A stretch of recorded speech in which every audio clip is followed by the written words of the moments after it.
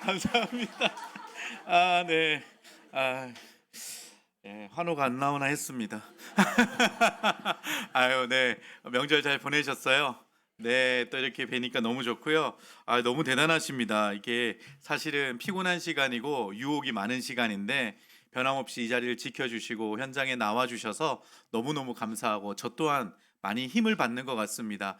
사실은 정진영 목사님 얼마나 걱정하셨는지 모르겠는데 저는 걱정을 많이 했거든요. 한 3주차부터 나오는 의원이 없으니까 온라인으로 전환합시다라고 말씀하시진 않을까. 왜냐하면은 제가 사실은 뭐 이렇게 아시겠지만 제가 뭐 이렇게 뛰어난 성경 티처가 아닙니다. 그냥 여러분들보다 조금 더 성경 통독을 90일 성경 통독을 좀 몇 번 더 했고 또 이것들을 나눌 수 있는 그냥 이번엔 용기가 생기더라고요. 여러분 인터넷을 유튜브를 찾아보더라도 얼마나 잘 가르치시는 분들이 많고 그걸 프로그램으로 해서 나누신 분들이 많은데 제가 감히 여러분들 앞에 서서 성경을 논할 수 있을까? 아직도 두렵습니다. 왜냐하면 이 66권을 15주 동안 강의한다라는 게 참 이게 저도 많이 이렇게 걱정스럽습니다. 왜냐하면은 그냥 이 너무 은어 같은 표현이라도 이해해 주십시오. 약간 뽀록 날까 봐. 네. 실력이 뽀록 날까 봐 그냥 엄청 조심하게 지금 강의하고 있다라는 것만 알고 계시면 좋겠는데요. 참고로 오늘은 시작할 때 주차 이야기도 해 주셨는데 이게 또 앉아서 들었는데 저도 지금 이제 교회를 개척하고 목회를 하고 있는데 교회들마다 주차 공간이 상당히 이렇게 또 이슈가 되잖아요. 예. 참 부럽네요. 이게 공간이 있다라는 거. 예, 저는 인사동에서 예배를 드리잖아요. 그쪽 지역은 주차 공간을 찾을 수가 없습니다. 예, 심지어 주일 주말이 되면 저희 교회 앞은 차 없는 도로가 돼 버립니다. 그래서 관광객들이 막 걸어 다니는 도로거든요. 그러면은 우리 교회는 어떻게 주차를 해야 되나? 예, 처음에 고민이었어요. 성도님들이 차를 가지고 오는데 그래서 제가 했던 거는 뭐냐면은요. 주변에 저렴하게 주차할 수 있는 주차장을 찾는 거였어요. 그래서 요즘에는 서울 시내 한복판에 가면은 공유 주차 서비스가 잘 돼 있어 가지고요. 큰 빌딩들에 주말 되면은 직장인들이 출근 안 하잖아요. 거기를 이제 공유 주차하는 그 회사에서 딱 임대를 해 가지고 티켓을 되게 저렴하게 팔아요, 주차권을. 그래서 5천 원권 이러면 보통 주일날 낮 시간을 한 12시간 시간 이렇게 될 수 있거든요. 우리 성도님들은 다 그거 사 가지고 오는 거예요. 예. 새 가족이 오면 제일 먼저 알려드리는 게 그거예요.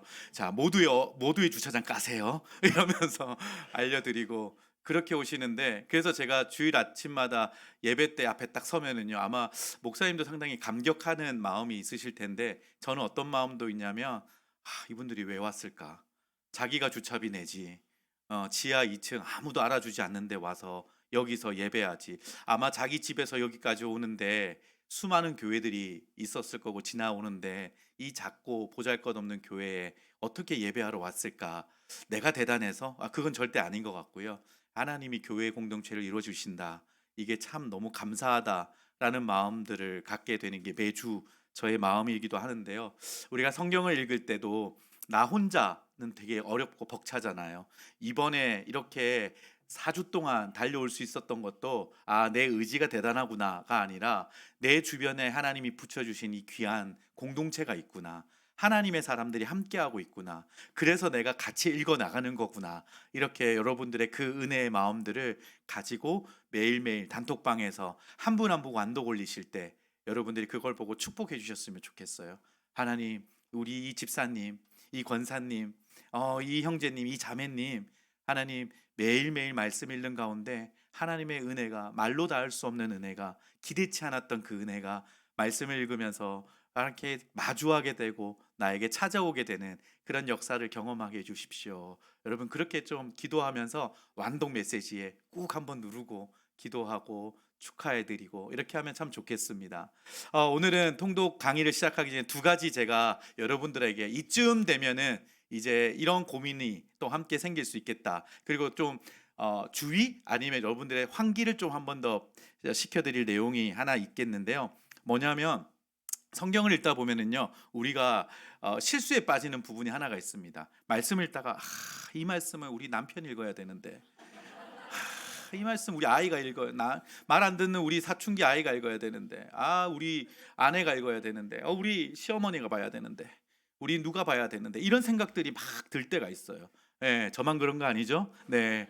그런데 여러분 말씀을 읽을 때 그런 생각은 우리가 끊어 버려야 될 생각이에요. 왜 말씀을 읽을까요? 내가 변화되는 시간이에요. 누구보다도 내가 먼저 하나님 말씀 앞에 깨어져야 되고 변화돼야 되는 존재입니다. 이 말씀을 내가 누군가에게 지적하거나 변화시키기 위해서 이 말씀을 옮겨야지 이런 마음이 아니라 하나님이 이걸 깨닫게 하시고 이걸 알게 하신 건 내 안에 그 완악한 부분들이 있기 때문입니다. 그래서 그 말씀을 놓고 여러분들이 치열하게 한번 기도해 보셨으면 좋겠습니다. 사실 말씀에 부딪히는 시간은요, 힘겹고 어렵습니다. 남들은 완도간도 제때제때 올리는 걸 보면서 참 쉽게 읽는 것처럼 보이겠지만요, 우리 모두 지금 힘겨운 시간들을 보내고 있습니다. 왜냐면요, 우리가 말씀 앞에 서지 않도록 보이지 않는 사탄 마귀들이 우리를 계속해서 그 앞에 서지 못하게 만들거든요.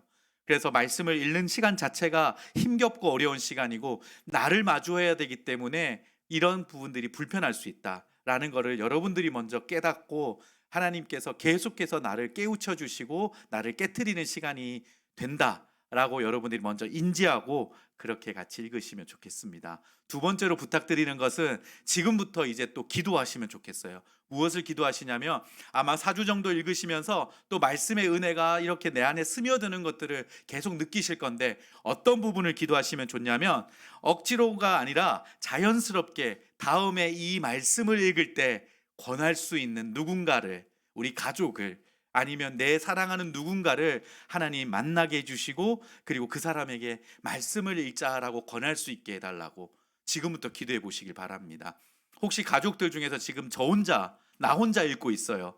우리 남편 한번 읽자고 했는데 안 한다고 해서 나 혼자 하고 있어요. 하는 분들도 계실 거예요.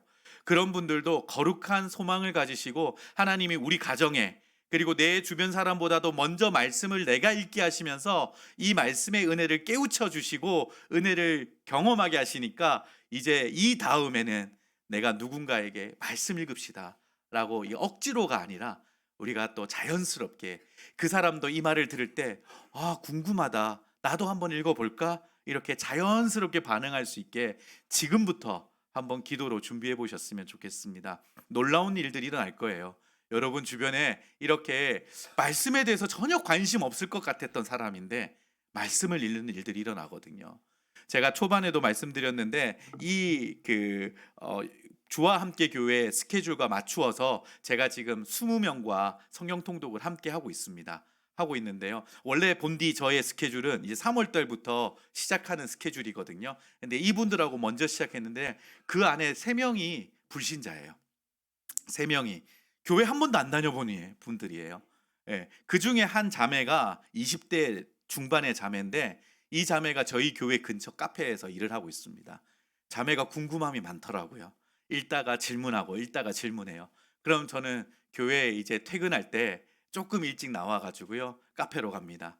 가서 자매에게 직접 그 질문에 대해서 답을 해 주고 이렇게 돌아가기도 하고 같이 나도 잘 모르는 부분이 있는데 기도해 보자고 말하기도 합니다. 근데 점점 그 자매의 마음이 표정이 달라지는 걸 제가 느낄 수 있습니다. 참 기대가 돼요. 이 3명이 90일 통독을 마쳤을 때 어떤 사람들로 변화되어 있을까? 하나님과 전혀 상관없었던 그 사람들이 어떻게 달라져 있을까? 제가 그래서 여러분들에게도 또 도전을 드리는 겁니다. 지금부터 하나님, 내가 다음번 통독할 때는 혼자 하지 않고 누군가와 같이 할 수 있게 해 주십시오. 여러분 그게 또 나를 더 유익하게 만드는 거 아시나요? 예. 데리고 오잖아요. 그 책임감 때문에 나도 또 열심히 하게 돼요. 그래서 여러분들이 그렇게 성경 통독 그러니까 내가 우리 교회 좋아. 아유 뭐 이렇게 와봐 교회 와봐 이렇게 하는 것보다 더 확실한 우리가 복음을 전함은 하나님 말씀을 읽도록 우리가 권해 보는 것. 저는 그 역사가 분명히 우리 주변에서 일어나게 될 거라고 생각합니다. 아멘이시죠? 아멘. 예, 좋습니다. 나누고 싶은 이야기가 되게 많은가 봐요. 제가 또 하나가 생각났는데요. 죄송합니다. 명절 중에 이렇게 연락을 취하다가 제가 나눈 적이 있어가지고 그냥 언급을 할게요. 몇 주 전에 성경 통독하면서 작년에 나누어졌던 교회가 목사님 때문에 힘들었던 교회의 성도님들이 말씀을 읽어가면서 1년 동안 그 말씀 앞에 붙들었다. 놀라운 일들이 일어났다라고 한번 제가 말씀드린 적이 있잖아요. 그분이 연락이 왔어요. 다시 목사님 명절 잘 보내고 계시나요? 하면서 근데 목사님 또 놀라운 기적이 일어났습니다. 내용인 즉 뭐냐면요. 그 목사님이 그 교단에서 마지막 총회에서 하는 재판까지 올라갔는데 출교 조치가 됐어요. 목사님이. 이게 남의 불행을 제가 기뻐한다는 표현을 보다는요. 그분이 실수하고 잘못된 게 낱낱이 드러났어요. 사실은 이게 쉽지 않은 게 저는 이런 소식 처음 들었거든요. 왜냐하면 이게 나쁜 제가 이런 한국 교회 모습이라서 말씀들이 주저하는 마음이 있는데 목사님의 실수를 목사들이 많이 덮어주려고 해요. 실수할 수 있잖아. 아유 용서해줘야지 이렇게요. 그런데 그 교단에서 이번에는 진짜 그 교단에서도 거의 처음 있는 일. 그분을 그 교단에서 아예 출교해 버린 거예요. 성도로서도 못 들어오게. 예. 그러니까 그 여정의 마지막이고 뭐 이분이 나중에 사회법으로 또 뭐 이렇게 송사를 할 수 있고 하겠지만 결국 그 여정의 마무리에서 이분이 저에게 전달을 해주는 그 성도님들의 메시지들이 바로 하나님 앞에서 성도들이 바로 서 있을 때 하나님께서 그 정의와 또 하나님의 그 공의가 선포되어지는 것을 본인들이 똑똑히 보게 되었다라고 이야기해 주는 걸 보면서 참 감사하다. 그리고 목사로서 참 부끄럽다. 예, 이렇게 바르게 하나님을 사랑하고 순수하게 하나님을 믿고 따르는 성도님들이 이렇게 많구나. 이런 생각들을 하면서 목사로서 더 바른 길로 또 잘 이 말씀과 또 하나님의 진리를 가르쳐야 되겠다는 생각들을 하게 되었습니다. 이번 주에 따끈따끈한 소식이어서 한번 전하고 싶었습니다. 좋습니다. 5주차 저희가 함께 보게 되는데요. 우리 교재는 53페이지를 펼쳐주시면 되겠습니다. 네, 이번 주는 저희가 되나요? 잠시만요. 저희가 리모컨으로 제가 여기서 작동을 하게 되는데 안 되나요? 그럼 제 노트북으로 아예 애플 TV 거기서 애플 TV를 연결해 주시면 되겠습니다. 5주차는요. 저희가 열왕기 4부터 역대하까지 저희가 말씀을 보게 됩니다. 그동안 이제 역사서를 쭉 따라오게 되었고요. 이번 주는 열왕기하 분열 왕국의 지금 이제 그 본격적인 내용과 멸망의 이야기들을 저희가 성경을 통해서 보게 되고요. 그리고 여러분들이 다 읽은 내용 같은데 하면서 다시 이 통일 왕국 시대 때부터 분열 왕국 시대의 복습처럼 역대상 역대하의 메시지를 저희가 다시 한 번 더 보게 됩니다. 이전에도 제가 강의하면서 역대상 역대하가 마치 모세오경에서 신명기와 같이 한 번 더 반복되어진다라고 설명을 드렸던 걸 기억하실 거예요. 그래서 저희가 이번에 이 역대하부터 열왕기하부터 역대상하를 우리가 읽어 내려가면서 조금 어려운 읽어내기 힘든 족보도 나오고 여러 가지의 우리가 다시 읽으면서 다른 의미적으로 찾아봐야 될 내용들을 오늘 강의를 통해서 한번 짚고 이번 주 통독에 임하여 주시면 좋을 것 같습니다. 우리 이 슬라이드 계속 보고 있죠. 그래서 우리가 창세기부터 역사의 흐름대로 쭉 빨간 선을 따라서 보시면은요, 우리가 말씀을 읽어 내려오면서 이번 주는 이 네모 박스에 있는 열왕기하, 역대상, 역대하 이 부분을 함께 보게 된다라고 여러분들이 기억하시면 되겠습니다. 자, 그러면 열왕기하 이미 우리가 1, 2, 3장을 읽었지만요, 이제 내일부터 다시 4장부터 들어가니까 이 서머리를 요약을 한번 같이 해볼 건데요. 이렇게 한번 적어 보실까요? 예수 그리스도는 통치하시는 왕이라고 적어 주시면 되겠습니다. 예수 그리스도는 통치하시는 왕.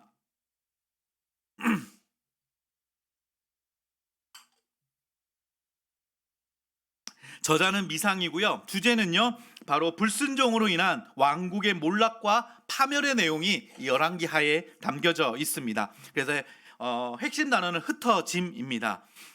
그리고 내용적으로도 제가 설명드렸던 것처럼 많은 선지자들의 경고에도 불구하고 반복되는 우상숭배와 도덕적 타락으로 인해 멸망의 길로 치닫는 북이스라엘, 남유다의 비극적 멸망의 역사를 기록하고 있는 책이 바로 열왕기하입니다. 그래서 개요로 보시면은요, 1장부터 17장까지는요 분열왕국이 같이 일단 두 왕국이 같이 공존하고 있어요.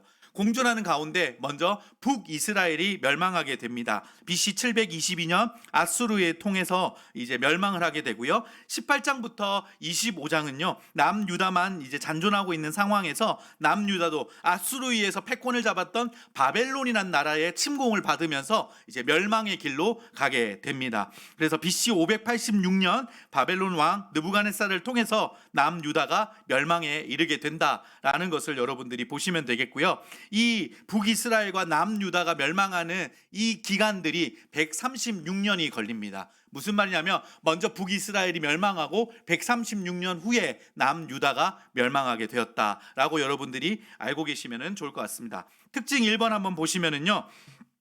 북이스라엘의 멸망과 남유다의 멸망 과정을 객관적으로 기록하고 있고요. 특별히 열왕기하 전반부는요. 엘리야의 후계자인 엘리사의 사역이 기록이 되어져 있다라는 것도 특징이라고 말씀드릴 수 있을 것 같습니다. 자, 그리고 밑에 네모박스 밑에요. 첫 번째 줄 한번 밑줄 그어 보겠습니다. 열왕기하는 상권에 이어 열왕기 상에 이어 남북 왕조의 죄악상을 보여주면서 결국 멸망당함으로 끝을 맺게 된다라고 되어져 있습니다. 자, 그리고 열왕기하는 엘리야가 승천하면서 그 선지자 자리를 엘리사에게 인계하는 것부터 시작하고 있고요.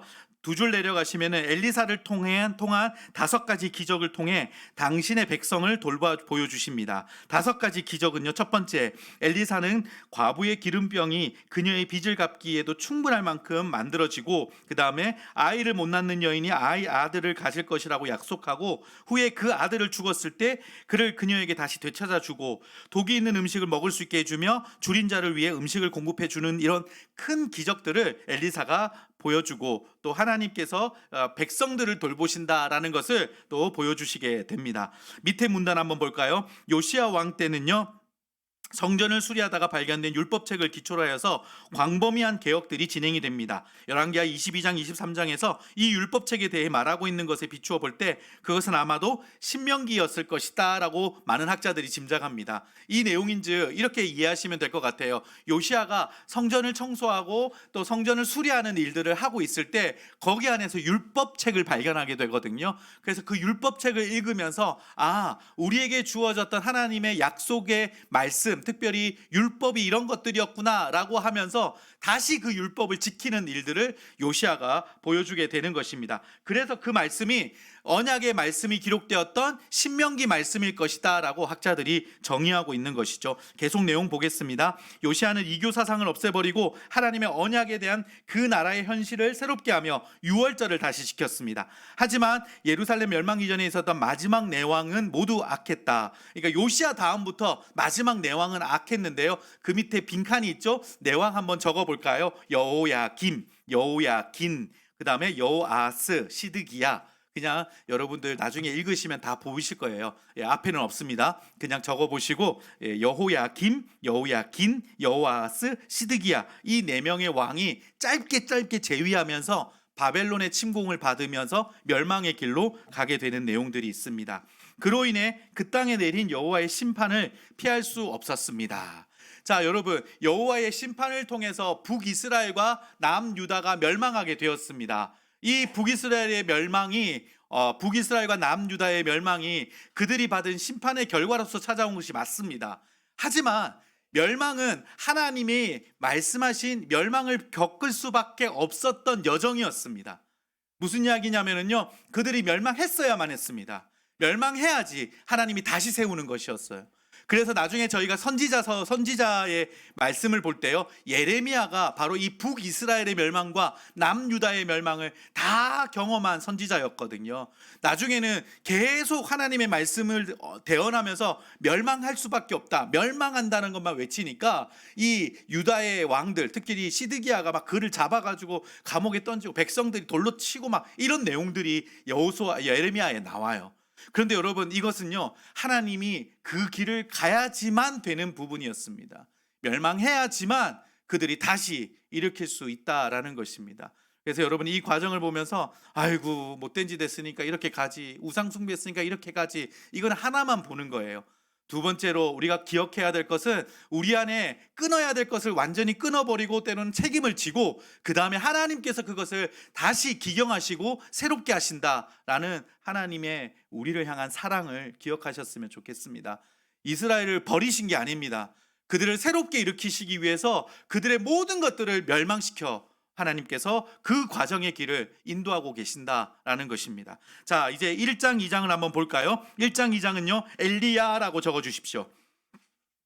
저희가 어제 읽었고요. 분열 왕국 시대 엘리야는 예수님이 제자들과 기도하러 오신 산에 모세와 함께 나타난 적이 있다라는 것을 누가복음에서 우리가 본 적이 있고요. 자, 구약의 대표적인 선지자 엘리야는 갈멜산 대결에서 여호와가 이스라엘 하나님이시라는 것을 드러냈죠. 그이는 예수 그리스도 예수의 주되심을 전파한 바울 사도의 사역과 동일합니다. 자, 쭉 내용은 나중에 한번 읽어보시면 좋을 것 같습니다. 이렇게 1, 2장에 엘리야의 마지막 장면이 등장하고요.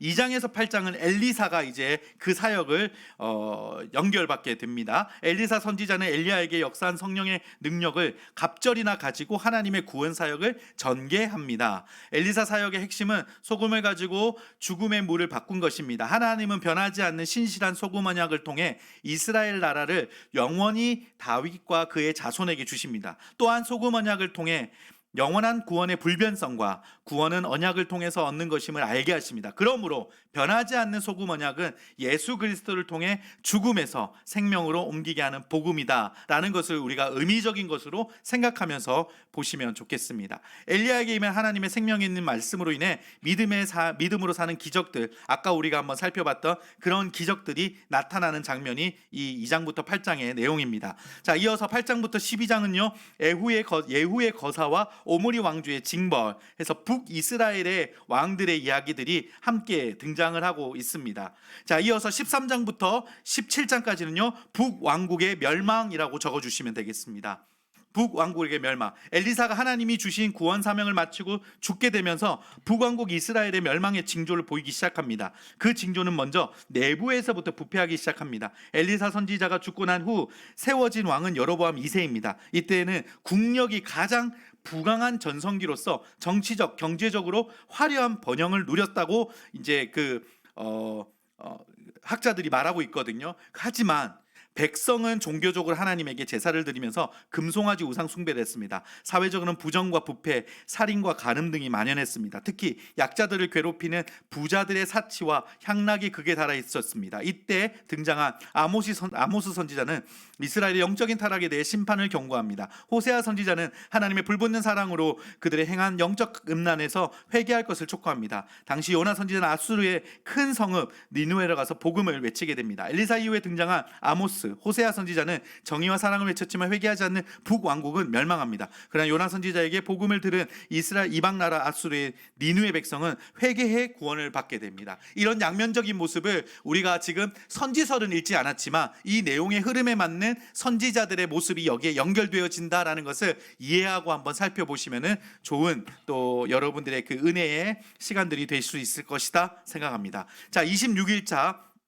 열왕기하 17장부터 역대상으로 우리가 들어가게 되는데요. 18장부터 21장은 히스기야 왕에 대해서 여러분들이 함께 읽게 될 것입니다. 북왕국은 아수르에 망하고 이제 남유다가 남았죠. 유다 왕국의 운명도 풍전등화와 같은 언제 망할지 모르는 그런 상황이 되어 있습니다. 특별히 히스기야는요 729년에 즉위합니다. 처음에는 부친 아하스와 함께 통치했지만 BC 715년에 단독 통치를 행사합니다. 대대적인 개혁이 이제 일어납니다. 산당을 철폐하고 우상을 파괴합니다. 그는 솔로몬의 잠언도 새롭게 수집합니다. 잠언 25장에서 29장은 히스기야 왕이 수집한 솔로몬의 잠언입니다. 북왕국을 멸망시킨 아수르의 군사력에 비하면 남왕국은 턱없이 부족한 군사력으로 싸움에서 아수르를 이길 수 없는 상황이었습니다. 이때 아수르는 유다의 항복을 받기 위해 열왕의 신들처럼 유다의 하나님이 너희를 구원하지 못할 것이라고 조롱합니다. 이런 상황에서 히스기야 왕은 아수르에 항복해야 될지 애굽에 이집트에게 도움을 요청해야 될지 아니면 하나님만 의뢰할 것인지 정해야 됐습니다. 히스기야는 하나님만 의뢰하기를 기도했습니다. 살아계신 하나님은 자기 백성을 구원하시어 홀로 하나님이심을 나타내십니다. 여호와의 사자가 밤에 아수르 군사 18만 5천 명을 쳐 하루아침에 송장이 되게 함으로 위기에서 구원하게 되신 것입니다.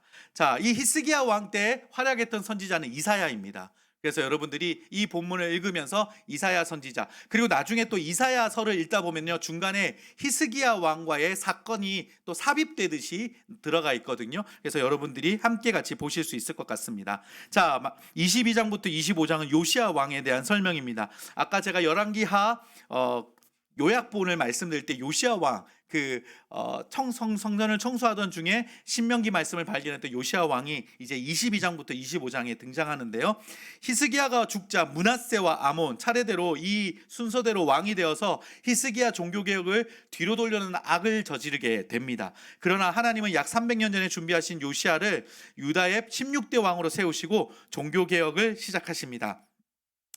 이때 주로 사역한 선지자들은 예레미야, 나훔, 하박국, 스바냐입니다. 대표적인 선지자 예레미야는 요시야 왕의 종교개혁에도 불구하고 유다 백성이 하나님을 떠났다고 말합니다. 요시야는 모세의 율법을 온전히 지킨 왕으로 요시야 전에도 후에도 그와 같은 자가 없었다라고 열왕기하 23장 25절에 기록되어져 있습니다. 그런데 하나님은 요시야 왕이 애굽 왕 바로 느고에게 죽임을 당하게 하십니다. 이는 하나님이 말씀을 어긴 남유다를 멸하기로 작정하셨으나 요시야로 하여금 그 모든 재앙을 눈으로 보는 고통을 당하지 않게 하시려는 것입니다. 애굽 왕에게 죽임을 당했는데 그가 죽임을 당했다라는 것을 우리가 이렇게 해석한다라는 것이 조금은 여러분들이 충격처럼 보이실 수도 있을 것 같습니다. 그러니까 이 땅에서 우리가 죽임을 당했다라는 의미가 사실은 여기서 누릴 수 있는 것들을 이제 마쳤다라는 것으로 생각해서 우리는 절망과 그리고 또 실패처럼 생각할 때가 있습니다. 근데 성경이 말하고 있는 것은 더 이상 이 남유다가 타락의 여정으로 가는 것을 하나님이 이 사람 신실했던 요시야 왕에게 보이고 싶지 않으셔서 먼저 하나님이 데리고 가신 것에 대해서 여러분들이 말씀 앞에 이것을 아멘으로 받는 시간들이 되었으면 좋겠습니다. 제가 이전에 신명기 마지막 강의할 때도 한번 말씀을 드렸는데요, 모세를 하나님께서 가나안 땅을 밟기 전에 데리고 가는 것에 대해서 많은 사람들이 안타까워하고 성경 읽기 때문에 그 본문 앞에서 모세를 좀 그래도 그동안 수고했는데 땅 한번 밟게 해주시지, 이렇게 우리가 생각할 수도 있잖아요. 그런데 우리가 한 번 더 곰곰이 생각해 보면은 하나님께서 너의 사명은 여기에 끝났다라고 말씀하시면서 이제 내와 안식하자 라고 하시며 하나님께서 부르시고 있다라는 것의 측면을 우리가 또한 알아야 됩니다. 우리는 이 땅에서의 삶으로 우리가 무엇인가를 완성해 나간다라고 생각하는 경우가 많지만 성경은 이 땅에서의 삶이 끝이 아니다라는 것을 분명히 우리에게 알려주고 있잖아요. 그래서 현세와 내세 이것이 분리되어 있지 않고 우리가 총체적으로 이것을 함께 같이 누리면서 이것을 믿고 그리고 우리가 이것을 순종하고 신뢰하며 살아가는 것, 그것이 바로 그리스도인이 하나님 앞에 가져야 될 믿음이 아닐까 생각해 봅니다. 이 땅에서 우리가 조금 남들보다 덜하고 이 땅에서 우리가 누리거나 아니면은 우리의 생각했던 것들이 잘 펼쳐지지 않는다라고 여러분 실망하지 마십시오. 실망하실 필요가 없습니다. 왜냐하면은 이 땅의 것이 끝이 아니기 때문입니다. 하나님 우리를 위해서 이막을 준비하고 계십니다. 이 땅에서 우리가 힘든 여정 속에서도 하나님을 포기하지 않고 신실하게 하나님을 붙들고 살았던 우리의 모습을 보시고 하나님께서 우리에게 뭐라고 말씀하실까요? 착하고 충성된 종아, 이제 너가 내 잔치에 참여하면 된다. 하나님 우리를 그렇게 부르시지 않을까요? 우리가 그것을 기대하고 이 땅에서 때로는 고난이 있고 하나님이 내가 생각했던 것보다 더 복잡한 계획들을 가지시고 나를 이끈다 할지라도 포기하지 않는 마음으로 주님을 바라보고 순종하며 걸어갈 때 하나님께서 우리에게 그 이막을 통하여서 안식하게 하시며 우리를 안아주시고 수고했다 위로해 주시는 그 주님을 우리는 만나게 될 것입니다. 이 요시야를 통해서도 그 묵상을 함께 나누고 기억하셨으면 좋겠습니다. 자, 한 장 넘겨볼까요? 이제 역대상의 말씀을 우리가 함께 같이 볼 건데요, 역대상입니다. 여러분 한번 적어 보겠습니다. 예수 그리스도는 구원 역사의 증거.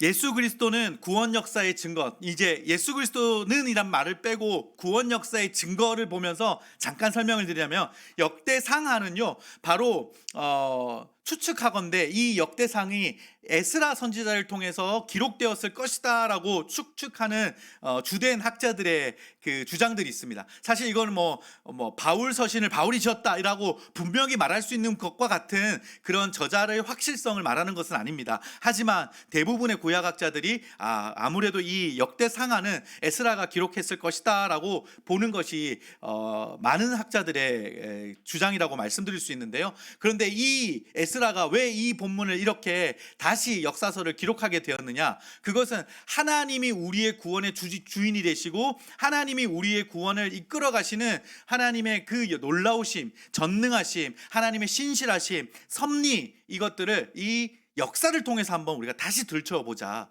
이 의미를 가지고 바로 이 증거로서 역대상, 역대하의 말씀을 바로 이스라엘 백성들에게 말해주고 설명해주고 있는 내용이라는 것입니다. 자, 한번 생각해 봐봐. 야, 우리가 지금 이렇게 기죽어 있을 만한 그런 민족이 아니야. 하나님이 우리를 선택한 민족이야. 한번 내가 증거를 보여줄까? 증명해 볼까? 하면서 지금 말해주고 있는 책이 바로 이 역대상과 역대하라는 것입니다. 제가 조금 이따 그 이유도 한번 더 설명드릴 건데요. 자, 네모박스에 있는 요약본 한번 먼저 볼게요. 주제는요, 다윗을 통한 하나님의 섭리, 그리고 특별히 남왕국 유다의 역사를 중심으로 해서 역대상이 기록되어져 있습니다. 핵심 단어는 왕조이고요. 자, 개요를 한번 볼까요? 1장부터 9장은요, 여러분들이 힘겹게 넘어가실 족보가 1장부터 9장까지 나와 있습니다. 그래서 이 부분은 그냥 여러분 이름을 떠듬떠듬 읽더라도 그냥 넘어가시면 됩니다. 이 사람이 누군지 찾을 필요도 없고 이 사람이 나하고 무슨 관계가 있을지 생각할 필요도 없습니다. 그냥 쭉 읽어 내려가시면 됩니다.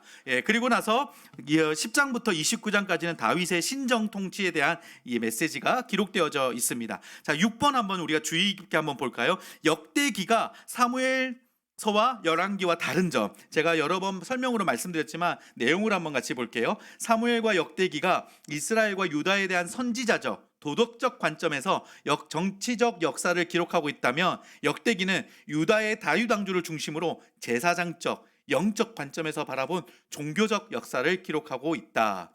조금 더 내용에 살을 붙인다면요, 정치적 역사를 기록했다라는 것은요, 어쩌면 가감없이 모든 역사들을 조선왕족 실록처럼 기록한 것이 바로 이 사무엘 상하와 열왕기 상하라고 설명할 수 있고요.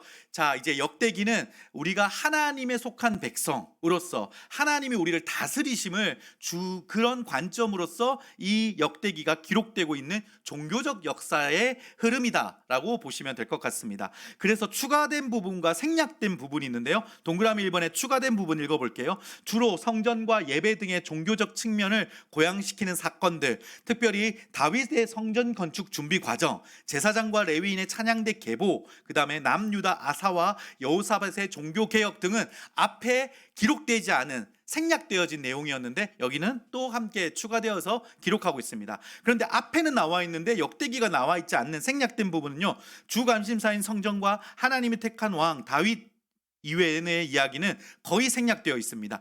유다와 등을 진 북왕국은 하나님의 두주된 기관인 성전과 그 다음에 하나님의 주된 기관인 성전관입니다. 둘을 빼주세요.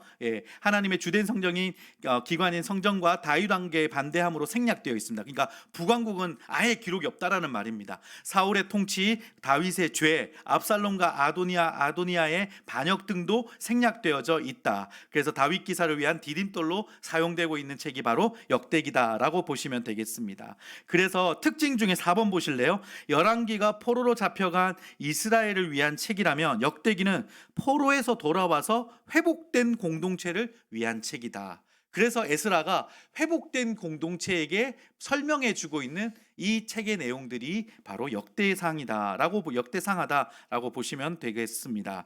자, 그래서 밑에 내용에 보신 역대기는 열왕기처럼 이스라엘 역사를 기록하지만 열왕기는 남북유 왕국을 포함한 왕권을 중심으로 한 기록이고 역대기는 남유다 왕국을 중심으로 하여 성전을 중심으로 한 역사를 기록하고 있습니다. 역대기 저는 누군지 확실하게 정확하게 모르지만 포로에서 돌아온 제사장 출신 학사 에스라라고 추정합니다. 그는 이스라엘 백성의 정체성을 찾기 위해 연대기적 역사서가 필요했고 그래서 아담에서부터 시작하는 역사서를 기록합니다. 그러나 그 전통성이 남왕국 유다로 이어지기 때문에 남왕국만의 역사를 포함시키는 강화시키고 이스라엘이 하나님의 선밀이라는 정체성을 확립하기 위해 왕권보다는 성전을 중심으로 하는 신앙사관에 의해 기술한 역사서입니다. 그래서 역대기의 강조점은 성전과 그 관련된 예배 순수성, 예배 규정과 질서, 우상적 예식 등과 관련해서 하나님의 영광을 높이는데 그 초점이 맞추어져 있다. 그래서 역대상에서 족보 내용을 빼면 주로 성전을 건축하려는 다윗의 열정을 중심으로 기록하고 있다라는 것도 여러분들이 보실 수 있을 것 같습니다. 자, 그래서 이어서 역대기의 네 가지 특징을 우리가 한번 또 살펴보면 좋을 것 같아서요. 먼저 첫 번째는요.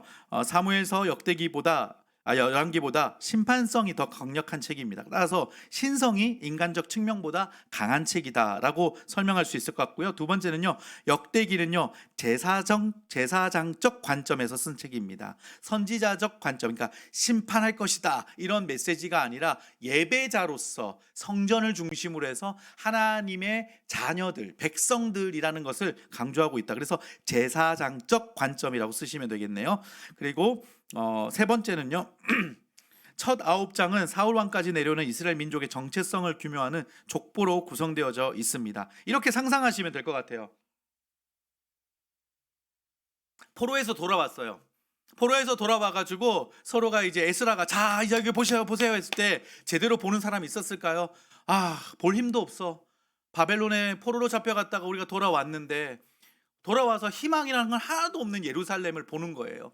다 무너져 있어요. 성벽도 무너져 있고 우리 조상들이 살았던 집터에 이미 가나안에 또 다른 사람들이 들어와서 살고 있고 이제 이걸 어떻게 처리해야 될지 모르고 있을 때 에스라가 이제 자신을 보라는 거예요. 보세요 모여보세요. 여러분 그렇게 기죽어할 필요 없습니다. 힘을 팍 뺀 채 그렇게 있을 우리의 그런 모습이 아닙니다. 우리는 하나님이 택한 백성입니다 하면서 이제 읊어 내려가는데요. 우리가 어떤 백성인지 족보부터 이야기하는 거예요. 왜 족보일까요? 그 이름을 들으면서 힘이 축 처졌고 쳐다볼 수도 없었던 그 이스라엘 백성들이 저 사람의 이름? 우리 조상의 이름? 아담으로부터 시작했는데 우리 가문의 이름이 등장하네? 우리 가문의 할아버지 이름이 등장하네? 그러면서 그들이 이제 집중을 하는 것이죠. 그러면서 이 이야기는 사실의 이야기고 이 이야기는 아담으로부터 시작한 하나님의 백성들의 이야기며 이 이야기는 우리의 이야기다라는 것을 지금 에스라가 말해주고 있는 것입니다. 그러면서 우리가 이 족보를 보면서 또 하나 생각해야 될 것은 여러분 이런 족보의 내용을 기록하는다라는 것은요 제가 첫 시간에 한번 언급했었는데 기억하실 거라고 생각합니다. 사실을 기록하고 있다라는 것을 증명해주고 있습니다. 지금 우리에게도요. 2000년이 지났는데도 이 족보가 이름 하나 틀리지 않고 그대로 기록되어져 있잖아요. 우리같이 그냥 아멘으로 읽고 오늘 13장 읽어야 돼 빨리 지나가야 돼 이런 사람들은요 그 이름 하나씩 찾을 힘도 없고 그럴 겨를도 없어요. 그런데 학자들은 이 이름이 사실일까? 진짜일까? 확인해 보지 않았을까요? 확인해 보겠죠. 당연히 이걸 점검하겠죠. 그런데 이 사실이 거짓이다. 이 이름은 없던 이름이다. 꾸며낸 이름이고 가짜 이름이다. 라고 한다면 이 족보야말로 사실은 이 하나님의 말씀을 훼손할 수밖에 없거나 부정할 수밖에 없는 아주 강력한 증거가 될 것입니다. 그런데 이 말씀에 이름들이 기록되어져 있다라는 측면은 이 말씀이 사실이다 라는 것을 아주 명백하게 우리에게 보여주고 있는 말씀이다. 1장부터 9장까지 여러분들이 떠듬떠듬 읽어 내려가실 때 이렇게 정확하고 사실을 우리에게 보여주고 있구나 라는 마음으로 말씀을 읽어 내려가시면 좋을 것 같습니다. 그래도 끝나지 않는 것 같은 족보가 계속 나옵니다. 성경에서 가장 깁니다. 그래서 여러분들에게 조금 도움이 되겠다 싶어서 제가 이번 주는 이 족보를 읽어 내려가는 이틀 동안에 여러분들에게 지금 매일 조장님을 통해서 아침마다 오늘 읽어야 될 본문의 그 스케줄, 그 다음에 그날의 스케줄에 요약된 내용, 그리고 찬양 이렇게만 지금 제공을 했는데요. 제가 추가 자료로 그 족보를 도표화해 가지고 그림 이미지로 제가 올려드릴 거예요. 좋으시겠죠? 보면서 이렇게 비교하면서 보실 수 있으니까요. 그런데 좋으실 건데 이미지가 한두 개가 아닙니다.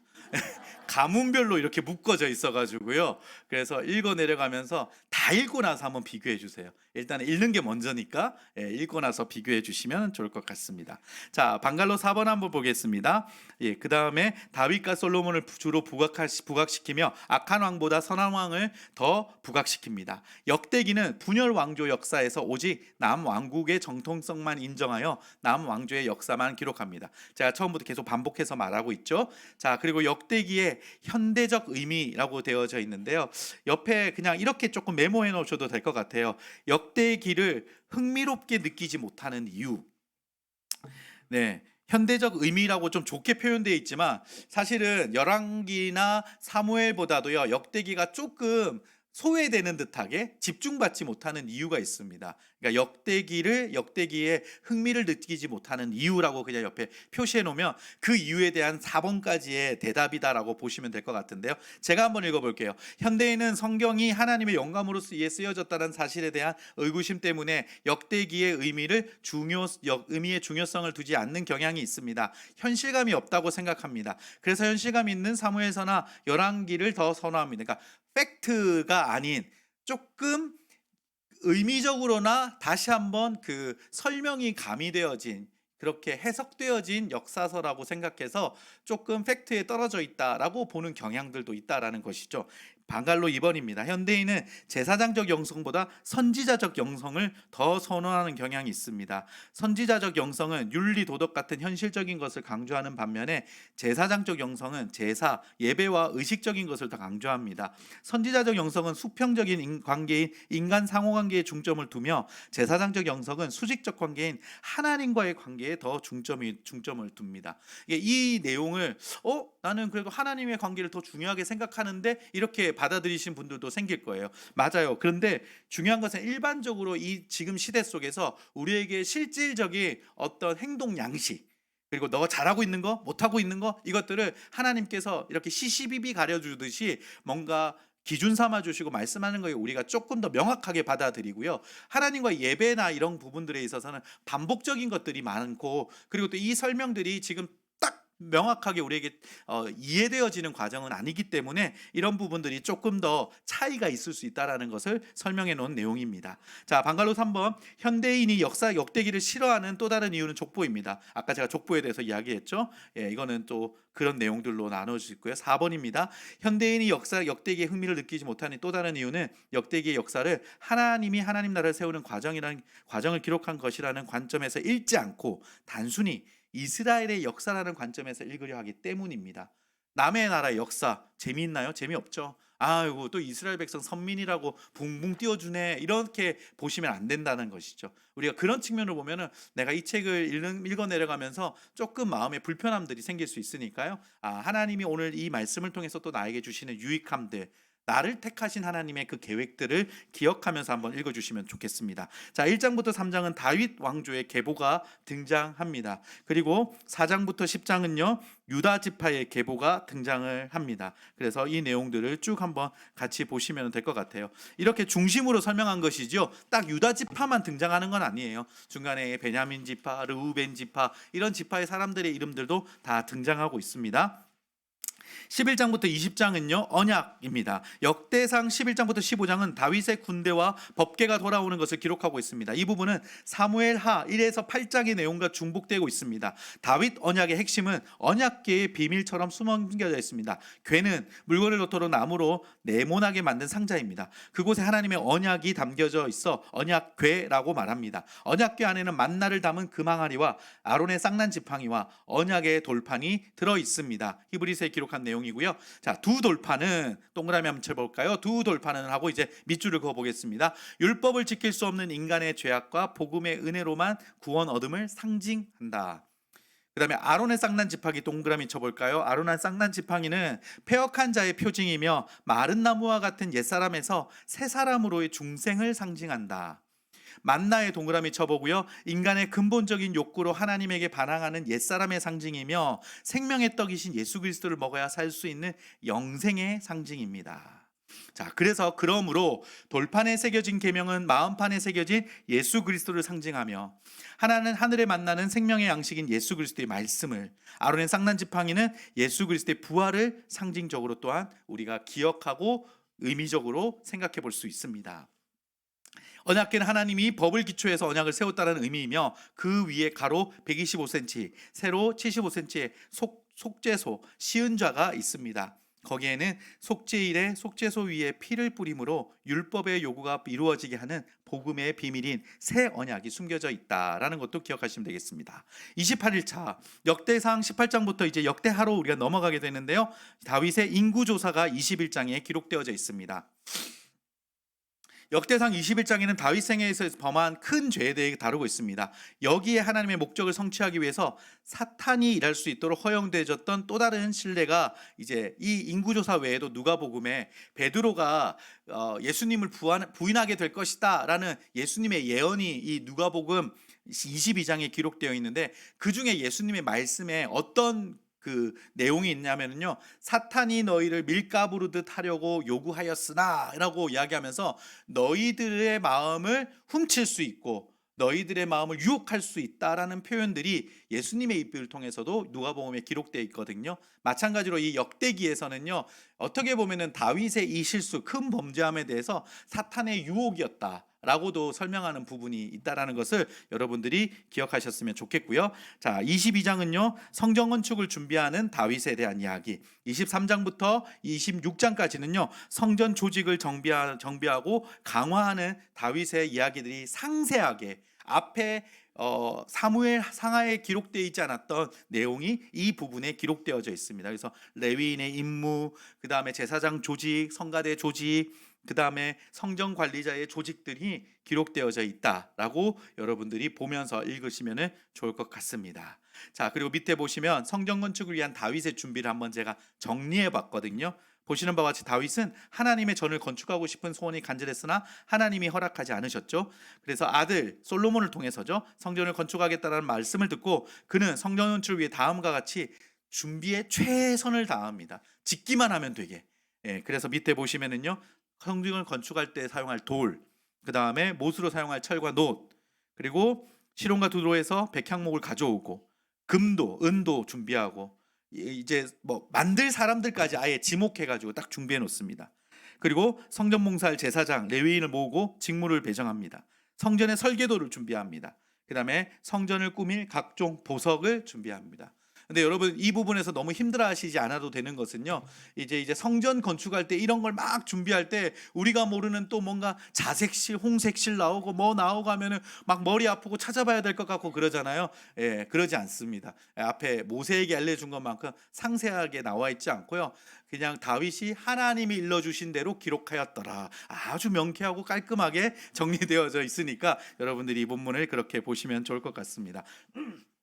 27장부터 29장은 이제 다윗의 죽음에 대해서 나타나 있고요. 다윗이 국가 조직 정비 작업 마지막 과정인 군대 조직과 행정 조직을 완비하고 왕위를 물려줄 준비를 끝냅니다. 자, 여러분, 좀 재밌지 않나요? 이제 27장부터 군대 조직, 행정 조직이 나오잖아요. 그거보다 먼저 앞섰던 게 뭐죠? 성전을 준비하는 거였어요. 다윗이 우리가 흔히 그 사람의 별명으로 하나님의 마음에 합한 사람이다라고 이야기하잖아요. 그러니까 다윗의 마음에는 내 나라가 먼저이기보다 정말 하나님이 먼저였던 사람이구나라는 것을 우리가 볼 수 있는 거죠. 군대도 중요하고 분명히 행정적인 걸 훨씬 더 중요하게 생각하면서 이렇게 우리나라가 안정적으로 준비된 다음에 여기 가운데 하나님의 성전을 지으리라 해도 누가 뭐라고 하지 않았을 거예요. 그런데 다윗은 그 무엇보다 먼저 하나님의 성전, 하나님의 것, 이것이 먼저였습니다. 그래서 다윗의 마음에 하나님이 가득 찼던 사람이었구나라는 것을 우리가 이 순서를 통해서도 한번 확인해 볼 수 있다라고 말씀드릴 수 있을 것 같습니다. 자, 이어서 우리는 역대하, 이제 우리가 빠르게 넘어가서 보게 될 건데요. 예수 그리스도는 유다 지파의 줄기라고 기록되어 적으시면 될 것 같아요. 유다 지파의 줄기. 주제는요, 솔로몬 성전을 통한 하나님의 섭리가 기록되어져 있는 것이 역대하 부분입니다. 핵심 단어는 겸허입니다. 겸손, 겸허라고 보시면 될 것 같고요. 내용은요, 통일왕국 말기인 솔로몬의 통치 때부터 유다 왕국의 멸망까지 역사를 그리고 있고요. 솔로몬의 영광스러운 성전으로 시작해서 400년 이상이 지난 이후에 성전을 재건하라고 고레스의 칙령으로 끝나는 책이 바로 이 역대하의 내용입니다.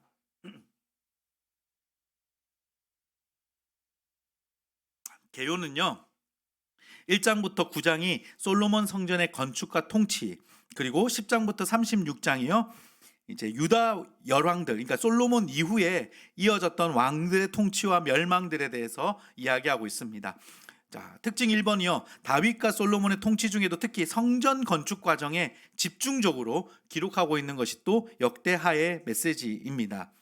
자, 그리고 밑에 내용 한번 읽어볼게요. 이미 언급했듯이 역대기는 성전을 중심으로 하는 관점에서 기록한 남왕국 유다 중심의 이스라엘 역사입니다. 이 표현은 남왕국 유다의 왕들이 순전히 하나님의 관점에서 재평가되는 것을 기록하고 있습니다. 역대하는 솔로몬부터 시작합니다. 앞에 화면에는 없는데요. 적어주시면 됩니다. 솔로몬으로부터 시작합니다. 솔로몬은 재물이나 명예보다 지혜를 구하는 기도를 함으로써 그의 통치를 훌륭하게 시작합니다. 그는 성전을 건축하며 위대한 봉헌 기도를 하나님께 성전으로 봉헌하게 됩니다. 그러나 비참하게도 바로 이 순간부터 솔로몬의 지위는 저하게 되기 시작합니다. 스바 여왕의 방문에 대한 유명한 이야기는 그가 재물과 권세를 자랑하고 사랑하고 과시하기를 좋아하는 전형적인 당시의 동방군주가 되었음을 보여주고 있습니다.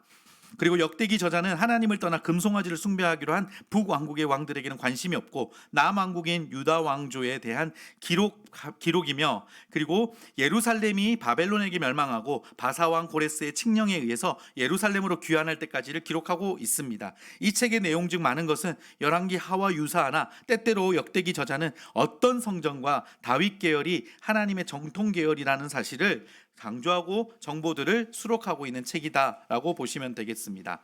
자, 제가 앞에 화면에 전에 우리가 성막에 대해서 이야기를 나누고 읽을 때 제가 모세가 받았던 성막은 이런 모습이었습니다라고 영상을 한번 보여드렸습니다. 오늘은 이제 솔로몬의 성전이 이런 모습과 같습니다라고 한번 보여드리려고 하는데요. 안에 기물들에 대한 설명은 자세하게 없습니다. 왜냐하면 기물들이요 사이즈가 커졌지 똑같이 성막대와 그 위치나 구조가 같다라는 것을 알고 보시면 될 것 같습니다. 한번 영상을 한번 같이 볼게요.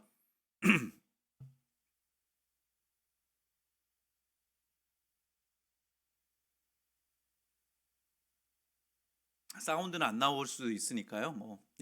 그냥 이 영상으로 한번 보시면 좋을 것 같습니다. 네, 이게 이제 번제단이죠. 희생단이라고도 합니다. 그래서 모세의 성막대보다는 훨씬 더 사이즈가 커져 있죠.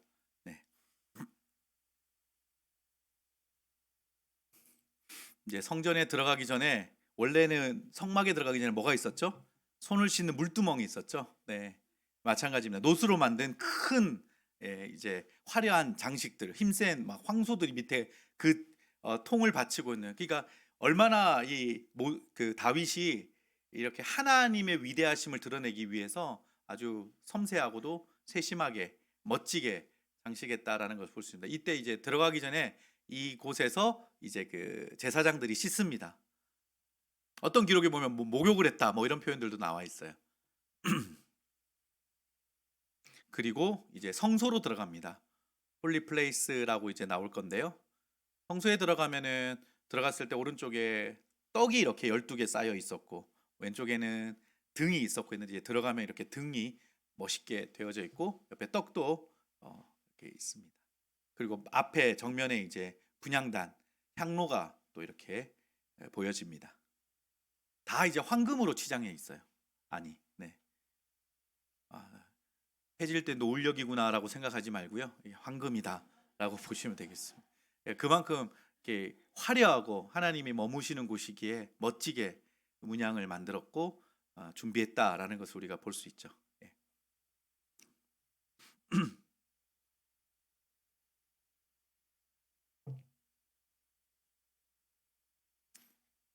네, 이게 이제 진설병상입니다. 네, 떡 12덩어리를 이렇게 올려놓죠. 그리고 이제 이게 이제 향단, 향로, 분향단이라고 볼 수 있죠.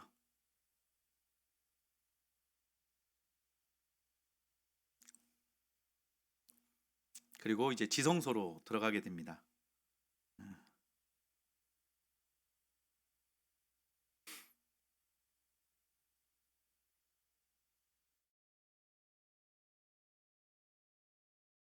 이게 이제 언약궤가 되겠죠. 이거는 이제 똑같이 그 성막에 있을 때랑 같은 사이즈의 같은 형식의 언약궤입니다.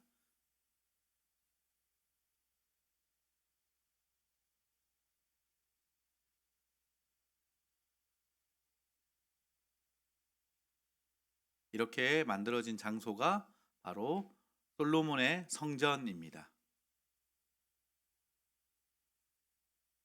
한번 이렇게 이제 또 눈으로 우리가 한번 보면은 나중에 말씀 읽을 때 이렇게 화려하고 웅장하고 크게 성전이 완성되었다 그리고 만들어졌다라는 것을 알 수 있겠죠.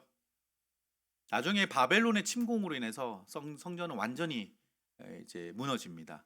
그리고 이제 스루바벨이 귀환하고 나서 다시 성전을 이렇게 솔로몬 때처럼은 아니지만 다시 재건축을 하는 부분이 있고요. PPT로 넘어가 주시면 좋을 것 같습니다. 제가 넘기면 되겠네요. 네, 그렇게 해서 여러분들이 이걸 기억해 주시면은 더 좀 생생하게 한번 보시면 좋을 것 같습니다. 자, 60페이지 한번 강의 한번 보실까요? 자, 우리가 역대하에서 솔로몬 성전이 1장부터 9장까지 이제 기록이 되어져 있고 이제 10장은 북쪽 지파에 대한 내용들이 살짝 언급되어져 있습니다. 그래서 두 번째 줄 몇 회 이제 제가 읽어보면요, 북이스라엘 왕국의 대조적인 부분으로 구원 역사의 줄기에서 벗어난 여로보암의 길이 있음을 명시하고 있는 내용이 10장에 등장합니다. 그래서 여러분들이 이제 열왕기부터 해서 남유다와 북이스라엘이 나누어져서 이제 읽어오는 이 역사의 과정들을 우리가 함께 통독하고 있는데요. 이 부분에서 이제 저희가 북이스라엘과 남유다를 한번 정리를 한번 해보겠습니다.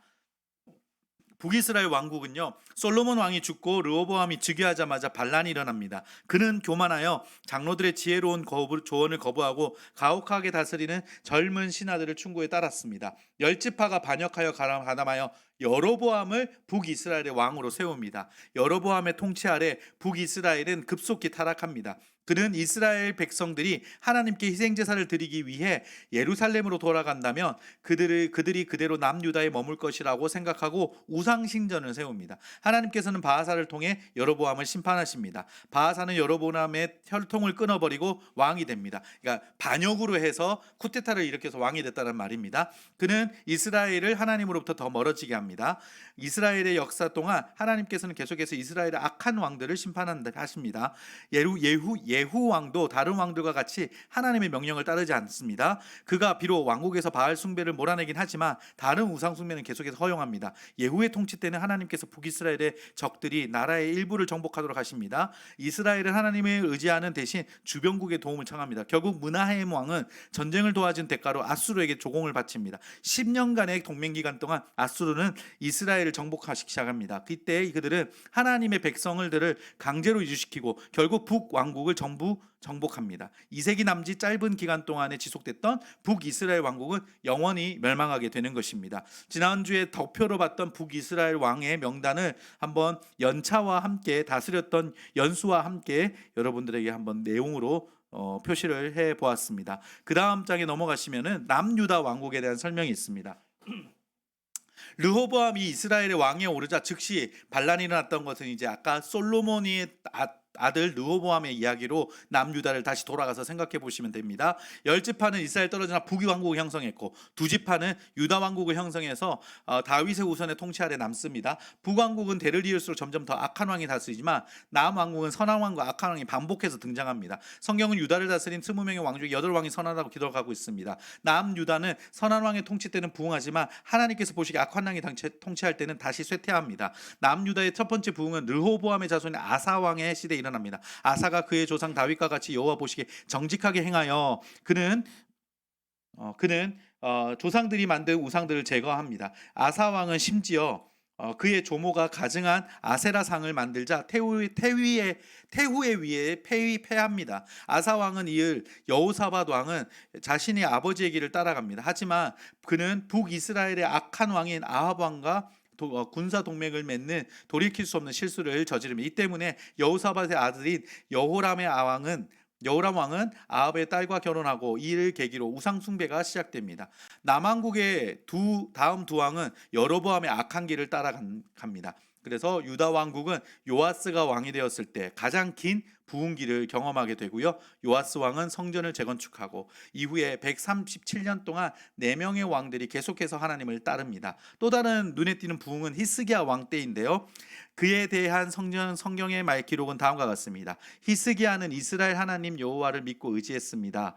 그 유다의 모든 왕 가운데서 히스기야와 히스기야 같은 사람은 전에도 없었고 그 뒤에 없었습니다. 하지만 히스기야 왕의 통치 기간 중에 아수리는 두 번이나 침략하고요. 첫 번째 침략에서 아수리 왕은 히스기야로부터 금과 은을 빼앗아가고, 두 번째 침략 때는 그들은 유다의 백성들을 구원할 수 있는 하나님의 능력에 정면으로 도전합니다. 대규모의 군사 적군들을 직면한 히스기야 하나님을 찾고요. 선지자 이사야는 그에게 하나님께서 천사를 보내시어 18만 5천 명의 아수르 군인을 죽이시고 그 군대를 혼란에 빠뜨리게 합니다. 불행하게도 히스기야는 바벨론에서 온 사절단에게 유다의 부를 과시한다는 잘못된 결정을 내립니다. 당시 바벨론은 약소국이었으나 이사야는 유다가 결국 그들에게 멸망당해 포로로 끌려가리라고 예언합니다. 멸망 전 남유다의 왕국은 히스기야의 손자인 요시야 때에도 다시 한번 부흥을 경험하고요. 요시야는 8살 때 왕이 되었습니다. 처음에는 하나님의 법을 들었을 때 그는 어린 청년이었고, 요시아는 회개하고 유다의 우상을 제거합니다. 요시아가 전쟁에서 죽은 후에 유다는 쇠퇴합니다. 애굽이 유다를 침공하여 꼭두각시 왕을 세웁니다. 이후 느부갓네살 2세는 바벨론이 애굽에게 승리하는 그 왕이 느부갓네살 2세고요. 유다는 3년 동안 바벨론의 제국에 속국이 됩니다. 이 기간 동안 바벨론은 유다의 가장 전도 유명한 자를 끌고 가서 바벨론 왕의 포로가 되게 하고 섬기게 만들건 그런 멸망의 길로 마지막 마치게 됩니다. 그래서 남유다 왕의 명단이 르호보암부터 시드기야까지 쭉 같이 설명이 되어 있고요. 여호아스 같은 경우는 3개월간 애굽의 포로가 되었고, 여호야긴 이렇게 대리 통치자, 그러니까 꼭두각시 왕들이 세워져서 마지막 비참한 결과를 남유다도 맞이하게 됩니다. 네, 이어서 우리 14장부터 16장 31차 아사의 개혁 14장부터 16일차 다음 주 저희 화요일 날 읽게 될 거고요. 성경에서 선한 왕과 악한 왕의 기준은 도덕적인 기준보다 종교적인 기준이 가장 강했다라는 것을 여러분 보시면서 같이 그것들을 기억해 주시면 좋을 것 같습니다. 하나님의 바른 관계가 무엇보다 중요하기 때문이죠. 자, 눈에 보이지 않으신 하나님과의 관계가 무엇보다 우리가 중요하다라는 것을 꼭 기억하시고요.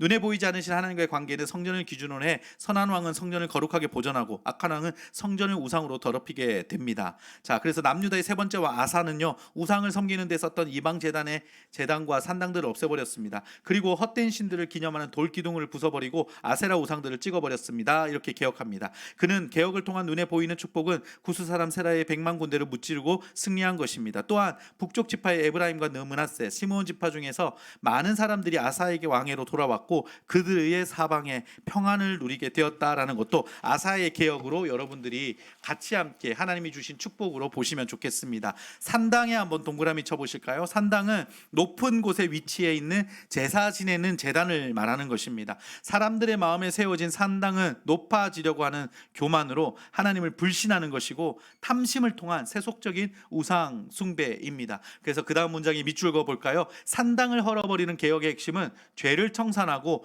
거룩을 유지하는 삶이다라는 것을 기억하셨으면 합니다. 우리 마음속에 세워진 산당을 제거하는 개혁의 축복은 하나님의 말씀으로 인생을 개혁해 삶의 질을 높이는 것입니다. 최고의 인생 개혁은 옛사람이 죽었음을 고백하는 것이고, 최고의 삶의 질은 새사람 예수 그리스도가 우리 안에서 살아주시는 은혜라는 것입니다. 이 산당에 없어지는 이 과정을 통해서 내 안에서의 개혁, 내가 끊어버려야 될 것, 내 안에 교만들, 이런 어떤 것들도 한번 여러분들이 묵상해 보시고 결단을 내리는 시간들이 되었으면 좋겠습니다. 자, 이어서 17장부터 24장입니다. 여호사밧과 요아스의 개혁이라고 적어주시죠. 아사왕의 개혁의 핵심은 산당을 제거하는 것이었습니다. 네 번째 여호사밧의 개혁은 그의 조상 다윗의 처음 길로 행해 바알들에게 구하지 않는 것이었습니다.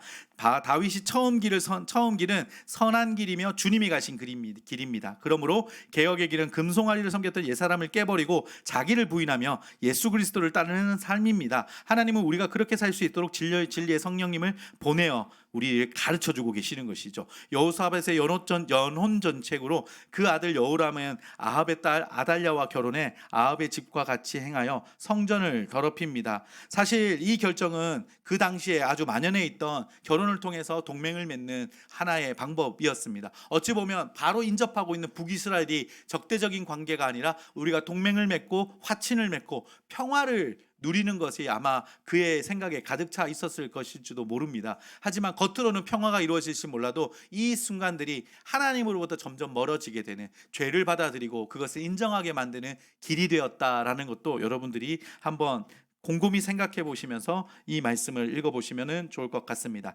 계속 읽어볼게요. 여호람의 아들 아하시아도 어머니 아달랴의 꼬임에 빠져 같은 악을 행합니다. 아달랴는 자기 아들 아하시아가 죽자 유다 왕국의 씨를 모두 진멸하려고 합니다. 그러나 하나님의 보호로 살아남은 요아스는 왕으로 등극해 가짜 왕으로서 세상 임금 노릇한 아달랴를 제거하는 개혁을 단행하게 됩니다. 이렇게 해서 여호사밧과 요아스에 대한 메시지를 우리가 17장부터 24장까지 함께 읽으시면 되겠습니다. 그리고 이제 중간중간 등장하는 대적들이 있어요. 특별히 이제 아수르에 대한 이야기를 제가 밑에 한번 정리를 해봤는데 이것까지 오늘 내용이니까요. 한번 살펴보겠습니다.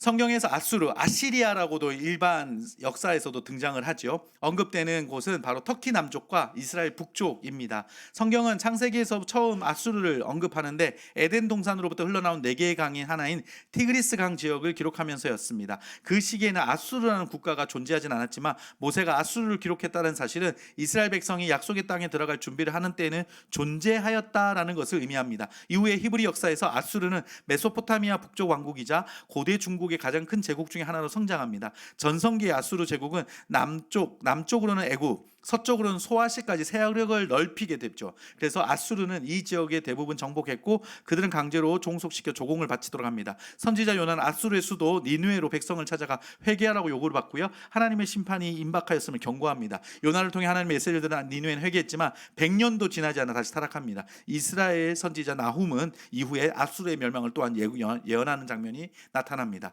아수르는 북이스라엘 왕국을 정복하고 백성들을 추방합니다. 자국 백성들을 이스라엘 수도였던 사마리아로 이주시키죠. 이 때문에 유다와 사마리아 사람들에게 갈등이 생기고 이러한 긴장 상태는 신약 성경까지 이어지게 됩니다. 또한 아수르는 남왕국 유다의 많은 지역을 정복하고 대부분의 도시를 파괴합니다. 이런 시기에 이사야 선지자는 아수르 제국의 멸망과 더불어 예루살렘과 유다의 하나님의 보호 아래 지속됨을 예언합니다.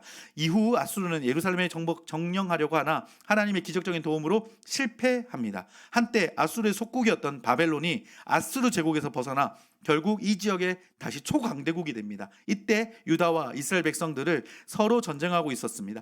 이 전쟁으로 인해 유다 왕이 아수르 왕에게 보호를 요청하죠. 결과적으로 유다는 아수르의 속국이 되고 조공으로 성전과 금과 은을 보내야만 했습니다. 결국 바벨론의 느부갓네살 2세는 아수르와 유다를 정복합니다. 이로써 남유다의 백성들이 바벨론으로 강제적으로 이주되는 바벨론 유수가 일어나게 됩니다. 포로의 시기에 고레스의 바사 제국이 바벨론을 정복하고 아수르와 유다를 바사 제국의 지배 아래 둡니다. 오늘날 아수르의 후손들은 이란, 이라크, 터키 그리고 시리아의 동방 정교회에 속한 소수 민족으로 이렇게 명맥을 유지하며 살아가고 있다라는 것을 기억하시면 되겠습니다. 자, 여러분 이 내용은 그냥 상식으로나 여러분들이 그냥 성경 읽을 때 도움이 되는 정도로만 기억하고 계시면 되겠으나 이런 아수르가 있었구나. 바벨론보다 아수르가 먼저 강력하게 그 지역을 다스렸고 그래서 북이스라엘을 멸망시켰고 남유다도 많이 공격하다가 옆에 조그마한 나라였던 바벨론이 점점점 세져가지고 바벨론이 아수르를 멸망시키고 남유다까지 멸망시켰구나라고 이해하시면 큰 문제가 없을 것 같습니다. 이렇게 해서 저희가 이번 5주차 벌써 5주차입니다. 3분의 1을 저희가 이제 31차까지 읽으면 딱 마치는 시기가 될 건데요. 시작한 지 진짜 얼마 된 것 같지 않은데 쭉 달려오고 있죠. 여러분 대단하십니다. 그래서 이번 주 5주차까지 딱 읽어 내리시면은 이제 거의 역사서 마지막까지 저희가 읽게 되고 다음 주에는 저희가 많은 분들이 힘겨워하는 욥기에 들어가게 됩니다. 네, 여러분 그렇지만 걱정하지 마십시오. 힘겨워하는 욥기지만 내용은 짧아서 또한 또 다른 은혜가 있다라는 것도 여러분에게 말씀을 드리면서 이번 주는 제가 그래서 목사님하고 상의를 했어요. 제가 중간중간에 이벤트 하는 거 좋아하거든요.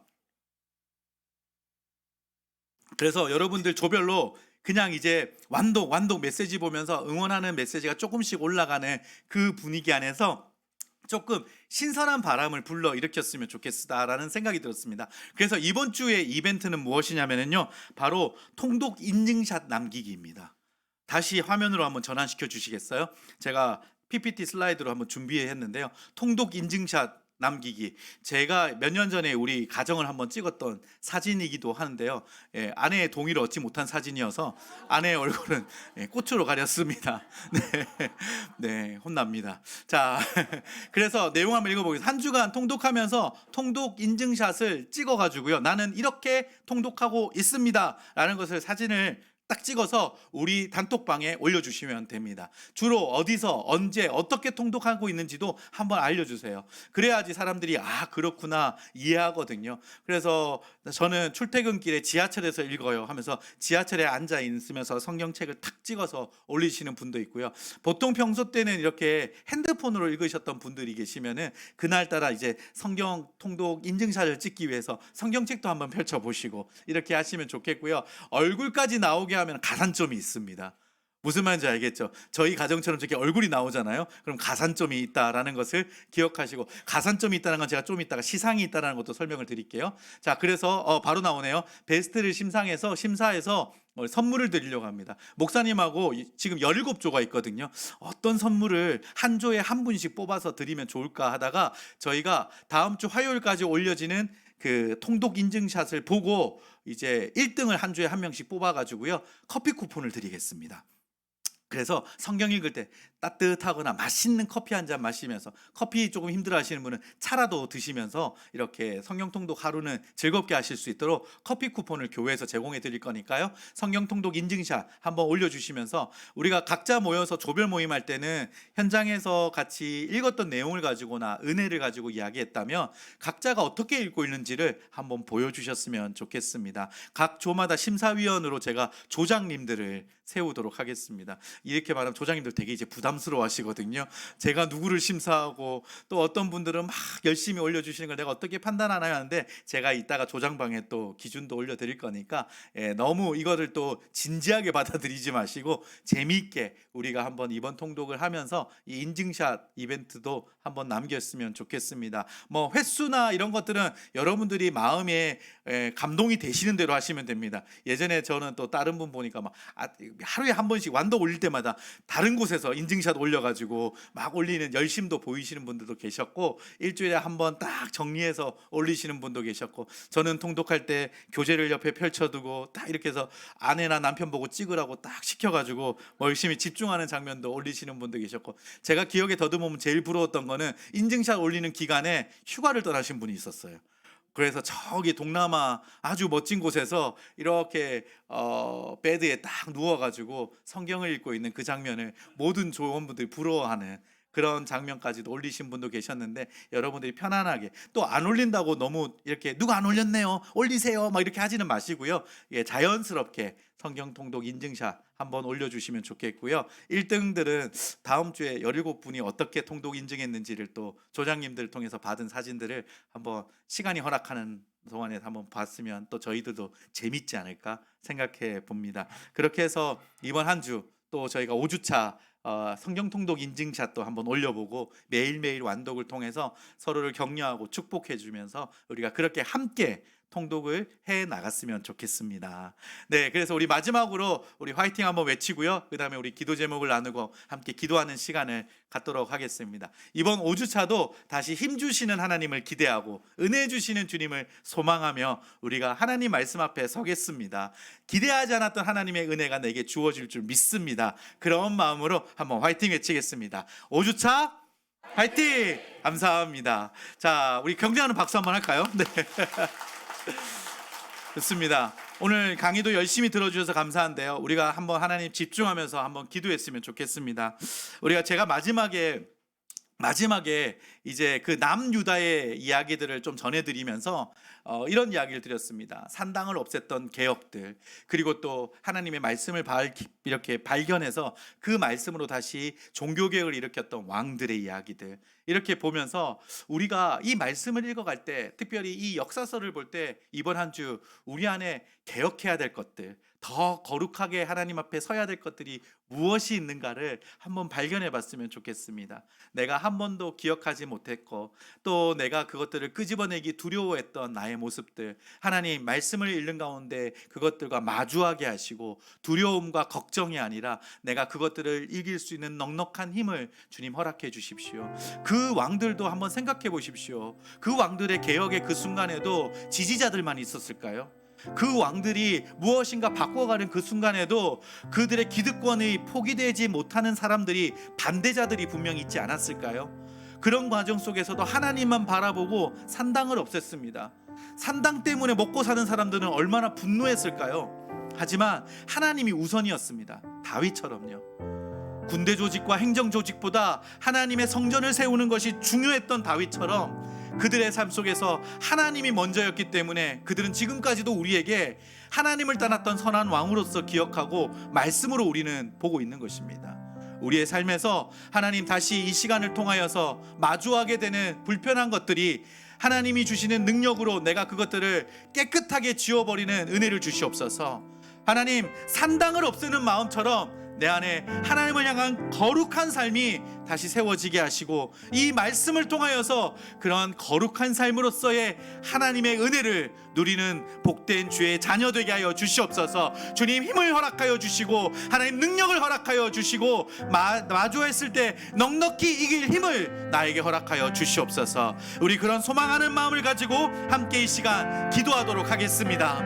살아계신 하나님, 하나님의 역사가, 하나님의 능력이, 하나님의 일하심이 오늘 우리가 함께 말씀을 읽는 가운데 다시 펼쳐지고 하나님 우리에게 주어지게 될 것임을 우리는 확신합니다. 하나님, 거룩한 삶을 살아가게 하여 주시고 거룩한 삶을 우리가 하나님 경험할 수 있도록 도와주시옵소서. 산당을 없애는 작업들이 우리 안에서 하나님 일어나게 하여 주시고 두려움과 걱정과 염려가 아니라 하나님 넉넉히 이길 힘을 허락하실 주님을 보게 하여 주시옵소서. 우리 한 분 한 분 마음들 흔들어 주시고 오늘도 주의 말씀 따라 아버지 하나님 그 말씀을 거울 삼아 우리가 빛을 삼아 온전히 걸어나가는 우리 모두를 될 수 있도록 하나님 은혜를 넣어 주시기 소망합니다. 주님 말씀하여 주시옵소서. 저희 종들이 듣겠습니다.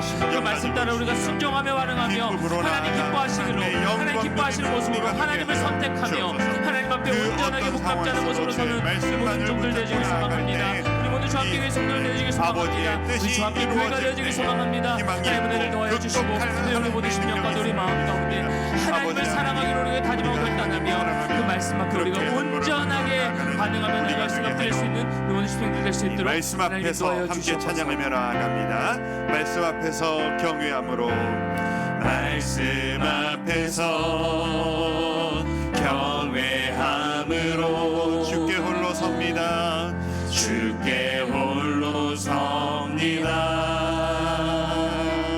생명의 말씀 읽고 순종해 주를 예배합니다. 기록된 말씀 힘이 서서 진리로 우리 거룩해 하며 거룩한 말씀 세세 영원히 복음이 되어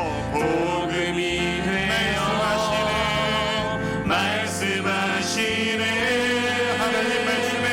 하나님 말씀에 두려워 떠는 내가 그런 자 되기를 원합니다. 그 말씀에 생명을 거는 자 한 사람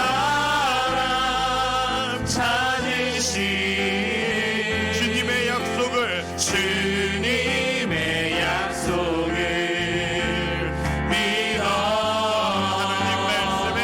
하나님 말씀에 운명을 거는 자 순종하며 주 따라가는 자 영원한 하나님 나라 이뤄갈 주의 교회여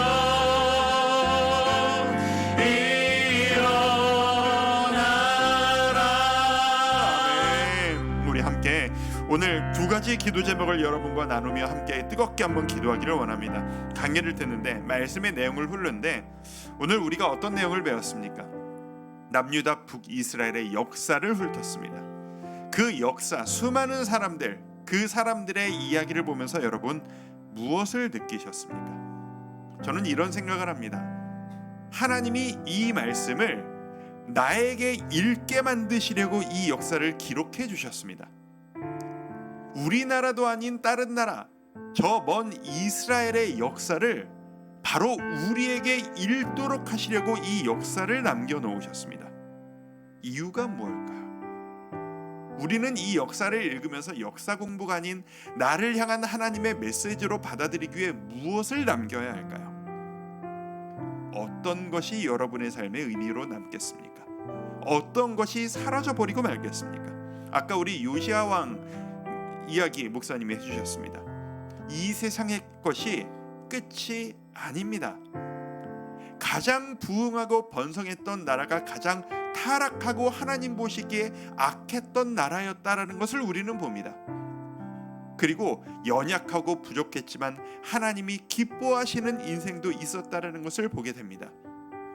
여러분이 오늘 연연하셨던 세상의 가치, 우리가 바라보고 잡으려고 했던 그 모든 것들 결국은 다 사라집니다. 역사 속의 것으로 흩어질 것입니다. 무엇만 남겠습니까? 내가 주를 경외하고 내가 주의 뜻대로 살아가겠습니다. 주여, 내 인생이 아버지 하나님의 기쁨 되기 원합니다. 그 한 가지만이 남습니다. 이 시간 우리 마음 모아 기도합시다. 주여, 제 삶이 하나님 보시기에 기쁨이 되는 삶 되기를 원합니다. 이 이스라엘 유다의 역사를 바라보면서 그 어떤 것도 아닌 오직 주의 말씀 따라 살아나가는 아버지의 기쁨 되는 저의 인생, 우리 가족의 인생 되도록 저를 이끌어 주시옵소서. 우리 함께 결단하며 기도하며 나가겠습니다. 기도하겠습니다. 아버지 하나님, 우리가 이 하나님의 자녀들, 이 이스라엘의 역사를 짚어나가며 하나님, 이 수많은 것들이 올라왔다 내려왔다 많은 일들을 믿음으로 온전하게 걸어나가는 모든 성도들, 우리가 다시 한번 깨닫고 정리합니다. 하나님, 우리가 하루하루 애쓰고 정말 하나님 기뻐하시는 삶을 우리가 살아내어드리는 모든 삶이 되어지길 소망합니다. 무엇이 의미 있는 것이고 무엇이 의미가 하나님 없는 보시기에 아름다운 것이고 모습으로 다시 한번 하나님 보시기에 주를 부끄러운 따르고 모습으로 아버지의 영광을 위해 살아가는 그 노력만이 아버지께서 영원히 기억하실 아름다운 우리 마음과 것을 모든 마음들을 우리의 다시 한번 마음과 말씀으로 우리의 이렇게 삶을 세워주시고 다시 한번 우리 안에 아버지는 정리하기를 정말로 원합니다. 모든 아버지 모든 심령들 아픈 마음들 우리가 하나님 앞에 하나님 말씀을 다시 헛된 한번 것을 치유하시고 따라가는 주의 자녀 되지 않기를 그 원합니다. 말씀 앞에서 오직 우리가 하나님이 모든 삶을 기뻐하시는 처음에 하나님의 이 땅에서의 자녀들 되기 삶의 위해 만족과 최선을 다해 나아가는 땅에서의 우리가 삶을 우리가 되어지기를 가지고 살아가는 소망합니다. 인생이 아니라 아버지 하나님, 영원한 하나님의 약속을 영광을 붙들고 위하여 영원한 아버지의 하나님의 영광을 기쁨 바라보고 되시기 달려나가는 우리 모든 그것이 기대의 나의 성도가 기쁨이 되고 나의 영광이 되며 하나님 한번 심령 그저 이 세상에서 주만을 이 말타적이고 감격적인 행복만을 어떤 마음으로 주님 말씀을 끊임없이 무언가 새로운 것을 받아 누려야만 행복한 살아계신 하나님을 경험하고 만날 수 있도록 도와여 주시옵소서. 나를 향한 하나님의 메시지, 나를 향한 하나님의 위로하심, 나를 향한 하나님의 사랑을 충만하게 누리며 나갈 수 있게 하시는 도와여 주셔서 그런 우리의 삶이 내가 너를 영원까지 끝까지 함께 끊임없이 라고 한 약속하여 걸음씩 주신 한 그 걸음씩 하나님의 약속의 말씀을 붙들고 그렇게 우리가 나아가는 우리가 되어지기를 그 모든 삶이 될 수 있도록 아버지 모든 성경 나무나 될수 있도록 말씀을 은혜를 읽어나갈 주시옵소서. 때 이 말씀이 바로 나를 향한 아버지의 하나님 말씀의 메시지, 생명을 거는 자 되길 이 소망합니다. 나라의 그 왕들의 말씀을 행적들과 다하여 우리가 이 아버지 하나님 땅 백성들의 가운데 이 그 천년전의 나라의 이 역사가 수많은 아니라 행적들이 하나님 오늘 나를 위한 바로 하나님의 역사, 나를 향한 하나님의 아버지의 스토리가 사랑임을 온전하게 내 사랑하는 내 아들들아, 너희가 이것을 보고 깨닫기를 원합니다. 너희가 나를 기뻐하며 나를 향하여 살아가는 인생 되기를 원한다. 그렇게 말씀하시는 아버지의 뜻 앞에 무릎 꿇는 우리가 되게 하여 주시옵소서. 우리의 감정, 우리의 혈기, 우리의 마음의 부딪힘, 우리가 연명하는 모든 가치들, 우리 안에 나의 어떤 자존심과 나의 주께서 다시 한번 아픔들, 일으키시고 회복시키신 그 것들 모든 우리가 것들이 믿음으로 고백하며 결국은 사라져버릴 역사 속으로 사라져버릴 것임을 생각하며 오직 하나님의 영광, 거룩한 삶, 하나님의 영광을 기쁘게 나아가는 그런 우리의 삶 되도록 주여 역사하여 주시기를 원합니다. 우리 한 가지 더 기도 제목을 드립니다. 우리 수많은 이 왕들의 기록들과 그 왕들의 아들들로 이어지는 수많은 이 가문의 왕과 가문의 이야기를 우리는 보았습니다. 여러분 무엇을 소망하게 되십니까? 아버지가 믿음이 좋다고 그 아들이 왕이 좋지가 않다라는 것을 발견합니다. 그 아버지가 하나님 앞에서 엉망진창으로 살아갔던 인생이라 할지라도 하나님이 은혜 주시면 그 아들 때에서 종교개혁을 일으키는 왕들로 거듭나는 것도 우리는 보게 됩니다. 우리가 소망을 가지기를 소망합니다. 우리 자녀들을 향한 소망입니다. 주님, 저는 지금 부족하지만 하나님의 말씀 붙잡고 살아가려고 아둥바둥 애쓰고 있는데 우리 아들, 우리 딸, 우리 가정 주께서 믿음으로 책임져 주셔야만 합니다라고 하는 이 간구가 우리 가운데 끊임없이 외쳐지고 갈망하는 기도 제목이 되어야 함을 믿습니다. 내가 신앙생활 잘한다고 내 자녀들 보장되지 않습니다.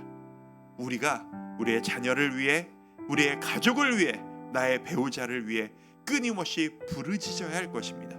여러분 자녀의 신앙을 위해 기도하시는 분들 너무 많으시다는 것 제가 이미 알고 있습니다.